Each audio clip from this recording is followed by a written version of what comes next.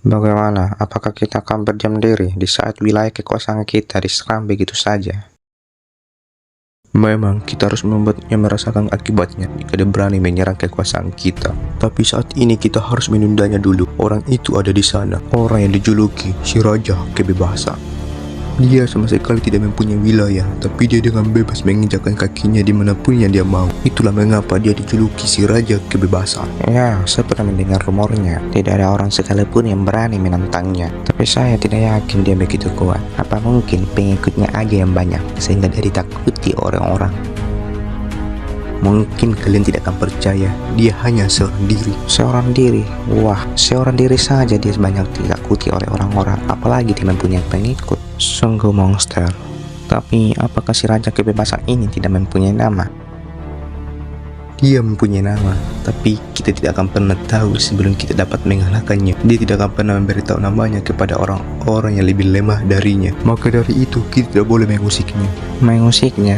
Hanya orang bodoh yang berani.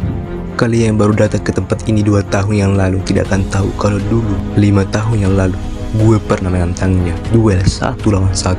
Di saat itu gue sangat yakin dengan kekuatanku yang juga banyak ditakuti orang bisa untuk mengalahkannya. Tapi di saat gue berdiri di hadapannya, rasanya seperti ada tekanan yang luar biasa dan badan gue terasa terikat oleh rantai besi. Dan gue untuk menghilangkan rasa yang tidak enak ini, gue mencoba untuk melayangkan 1 pukulan. Namun karena tekanannya sangat luar biasa, tangan gue terasa terikat oleh rantai besi. Dia sungguh berbeda dengan orang-orang yang selama ini gue lawan. Seberani apapun dirimu jika berdiri di hadapannya, seketika itu pula keberanian dan kepercayaan dirimu akan hilang begitu saja, dan rasa yang tidak karuan yang akan muncul. Dan di saat gue terdiam, tidak tahu apa yang harus gue lakukan, tanpa gue sadari beberapa hantaman keras yang sangat keras menghantam tubuh gue. Dan seketika itu gue terlempar jauh dan tak sanggup untuk berdiri lagi. Itu sungguh masa lalu yang sangat memalukan dan tidak akan pernah kulupakan hingga mati sekalipun. Di saat itu orang-orang dari kelompok lain datang untuk melihat gue bertarung dengan si Raja Kebebasan. Di saat kekalahan gue, mereka hanya terdiam, tidak ada yang berani maju. Bahkan ketua masing-masing wilayah hanya terdiam dan tidak bergerak sekalipun.